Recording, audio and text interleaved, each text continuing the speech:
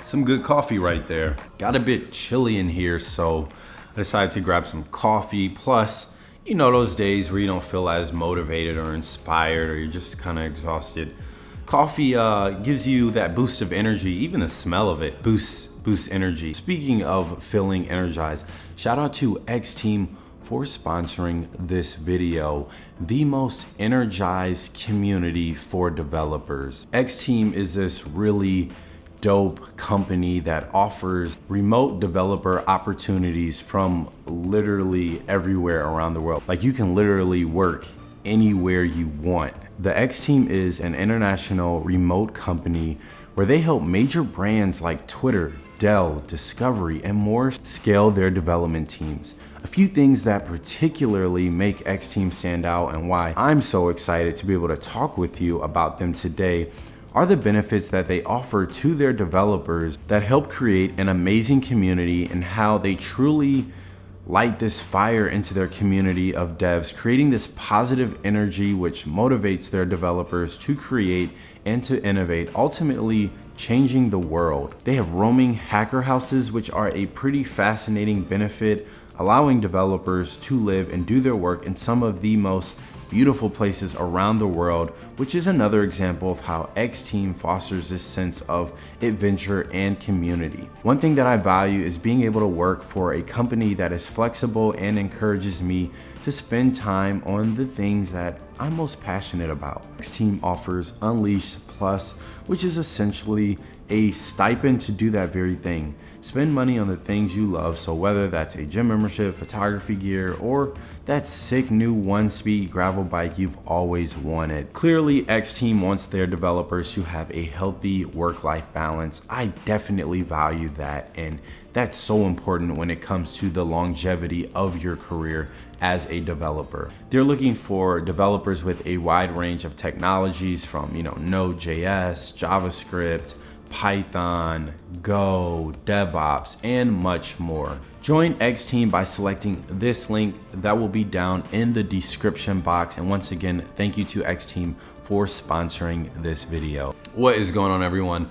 Welcome to my channel. My name is Jocelyn J, and in today's video, we're gonna be talking about the 5 reasons why you shouldn't become a software engineer. If you haven't already, I'd love for you to subscribe to the channel and become a part of this community where we talk about software development. We talk about, some of the latest tech, and we have some lifestyle videos here and there. And hopefully when the pandemic is in our rearview mirrors, I'll be doing more travel stuff because I love making cinematic videos, and I try to add cinematics, in my videos here and there because it's something I really love and I'm really passionate about. I want to preface this video with saying that by no means should any of these reasons deter you. I'm just gonna share the more, negative sides, the cons of being a software engineer.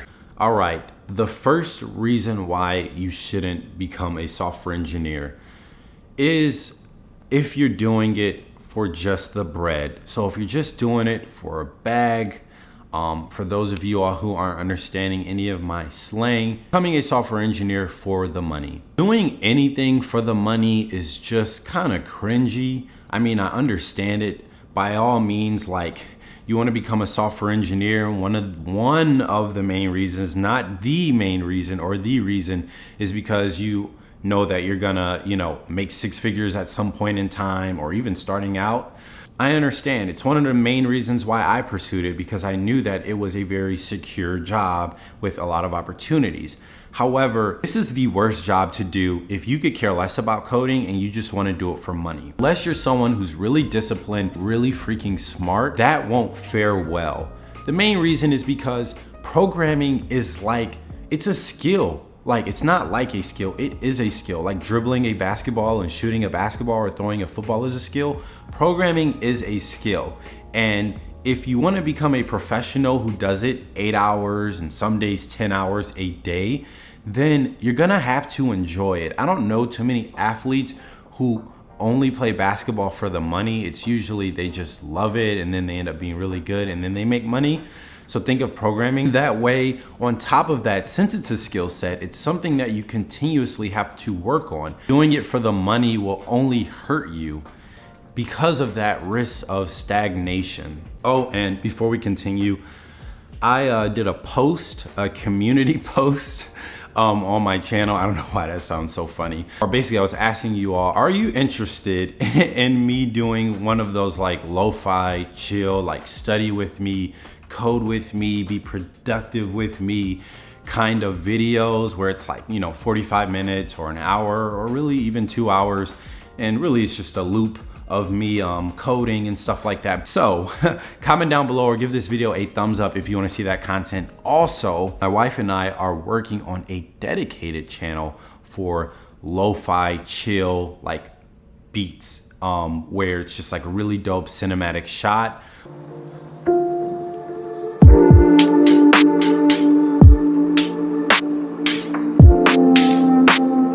Linked that channel below. It's called Aesthetically, and I'd love for you all to subscribe to that. I think you'll love it, especially all you developers and really just anybody.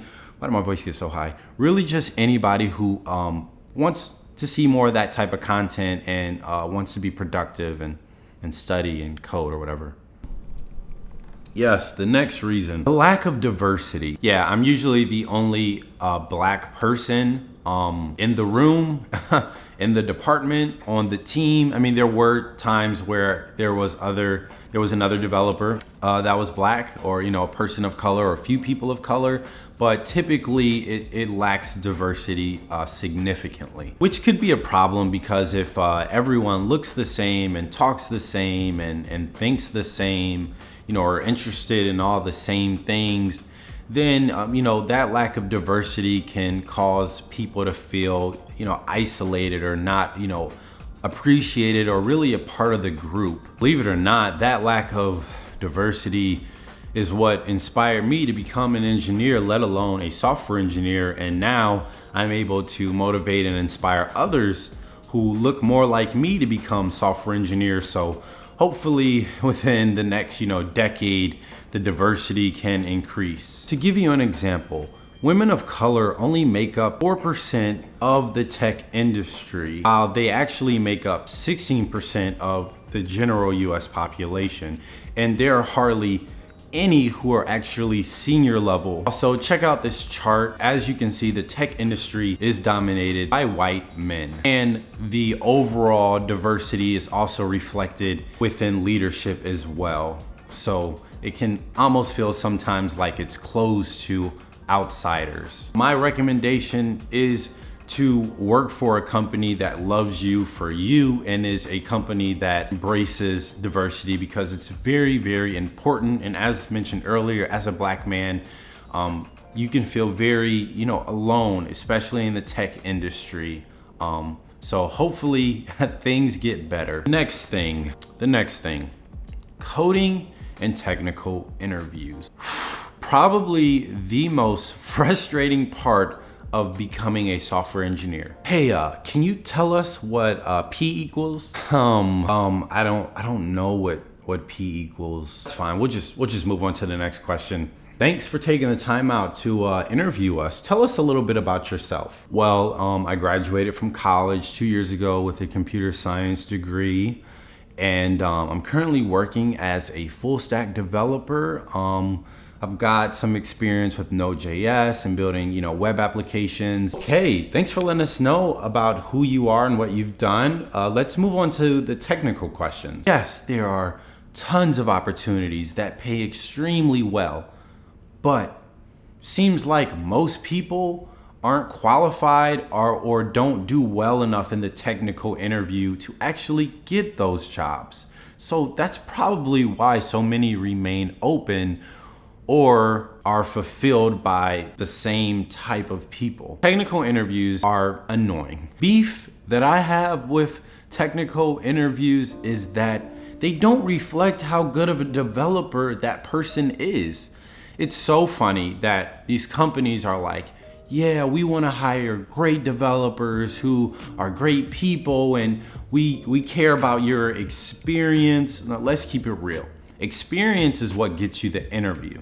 After that, no one could care. They could care less about what your experience is for the most part.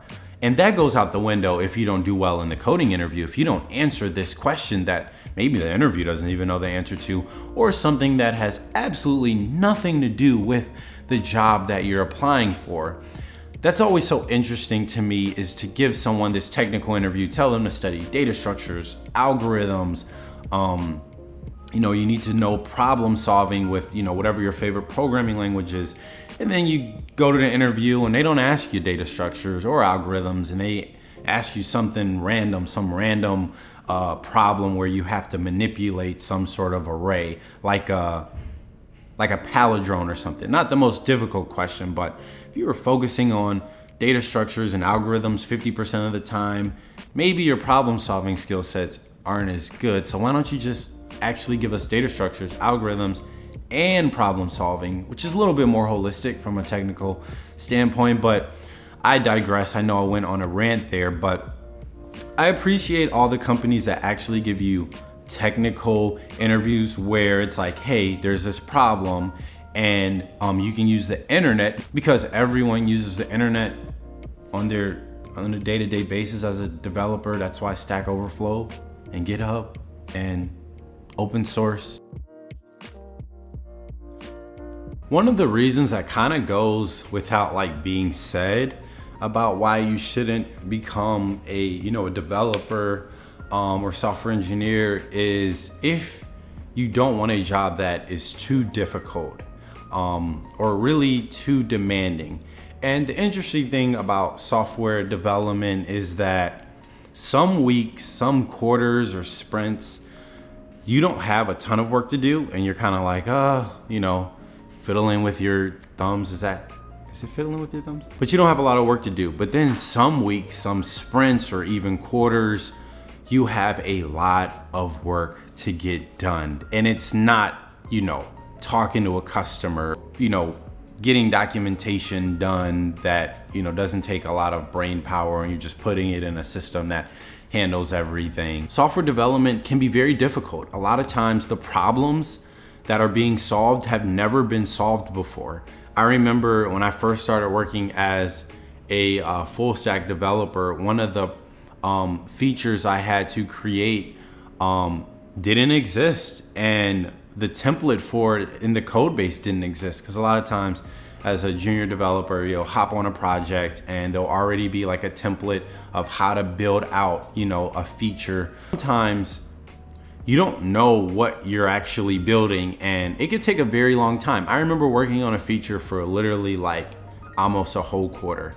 And if you aren't motivated and inspired, or if you don't want to think too hard, if you don't want to have headaches, sometimes at least twice a week during, some periods of time, then this job wouldn't be for you, because it's going to get more and more complex. And that's where the passion comes in. If you want to grow as a developer, then you're passionate about solving things that have never been solved before. Sometimes your manager has no clue how much work it actually takes, or the project manager or product owner or the stakeholders have absolutely no idea how much work it takes. Sometimes you'll be working overtime, a lot of overtime. I've done 8 to 8 before.